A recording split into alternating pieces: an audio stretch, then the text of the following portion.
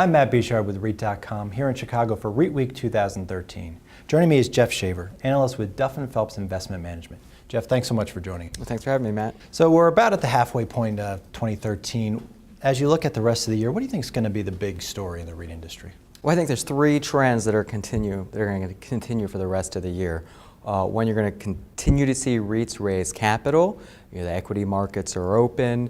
It's still a good time to raise debt, and we've been seeing some historic low coupons on preferreds be issued. So I think you're going to see some capital being raised.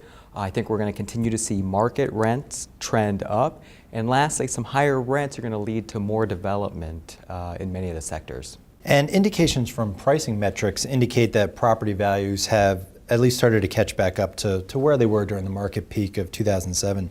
Does that have any bearing on your outlook for the REIT market for the next few years? I think it does. Some of that's going to depend on revenue and rent growth. In some cases, many of the apartments in different markets and Class A malls, we've already seen rents that have surpassed the peak level rents. So if that's the case, if we're going to have these higher rents and many of the other sectors are going to catch up soon, some of these higher prices on REITs may be justified. And given the returns for REITs and where they are, that leads some to have concerns about if the prices are overheated.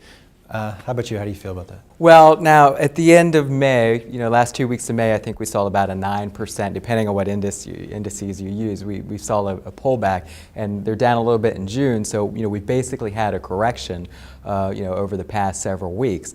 So they're obviously cheaper than they were a few weeks ago. But again, with those rising rent levels, in some cases now past peak levels, I think you can justify the higher prices. And inflation is present, so we could see a trend where the prices are justified, and there could still be some room for them to run. Geoff, thank you so much for joining us. Thanks, Matt. For more on this and other REIT news and analysis, be sure to visit REIT.com.